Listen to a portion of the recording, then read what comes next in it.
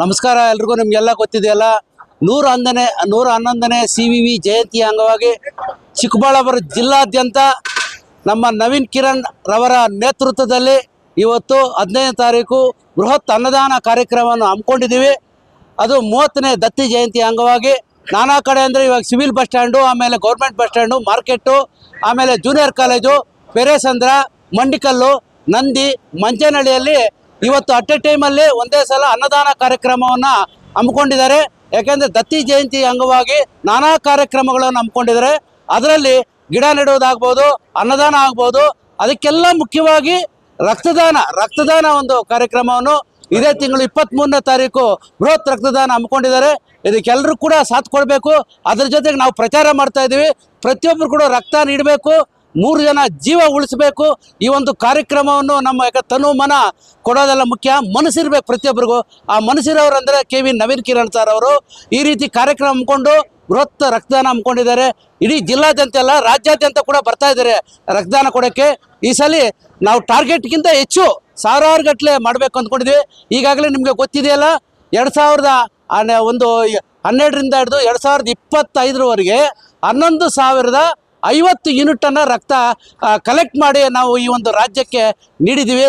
ಸುಮಾರು 8×3 ಅಂದರೆ 8,000 ಜನ ಜೀವ ಉಳಿಸೋಂಥ ವ್ಯಕ್ತಿ ಯಾರಪ್ಪ ಅಂದರೆ ನಮ್ಮ ನವೀನ್ ಕಿರಣ್ ಆಗ್ಬೋದು. ಯಾಕೆಂದರೆ ಎಲ್ಲರೂ ಕೂಡ ಪದ್ಮಶ್ರೀ ಕೊಡ್ತಾರೆ, ರಾಜ್ಯೋತ್ಸವ ಪ್ರಶಸ್ತಿ. ಇಂಥ ಮಹಾನ್ ವ್ಯಕ್ತಿ ನವೀನ್ ಕಿರಣ್ ಅಂತವ್ರು ಕೊಡಬೇಕಂತ ನಾನು ಮನವಿ ಕೊಡ್ತಾ ಇದ್ದೀನಿ. ಇಂಥ ಕಾರ್ಯಗಳನ್ನು ಚಿಕ್ಕಬಳ್ಳಾಪುರದಲ್ಲಿ ಪ್ರತಿಯೊಬ್ಬರು ಕೂಡ ಮಾಡಬೇಕು. ನೀವು ಅಂತಲ್ಲ, ನಮ್ಮ ನವೀನ್ ಕಿರಣ್ ನೇತೃತ್ವದಲ್ಲಿ ಎಲ್ಲ ಕಾರ್ಯಕ್ರಮ ನಡೀತಾ ಇದೆ.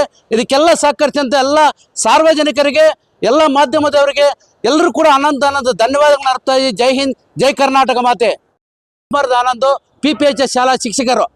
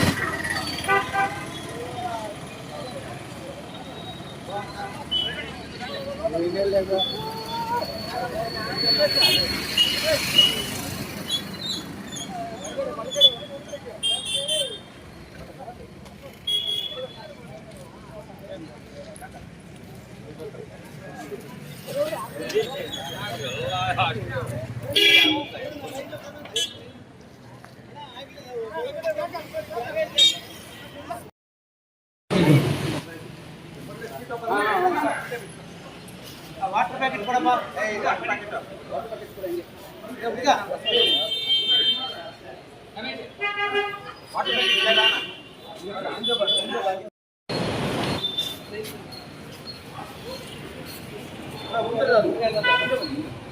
ಹುಡುಗರೆಲ್ಲ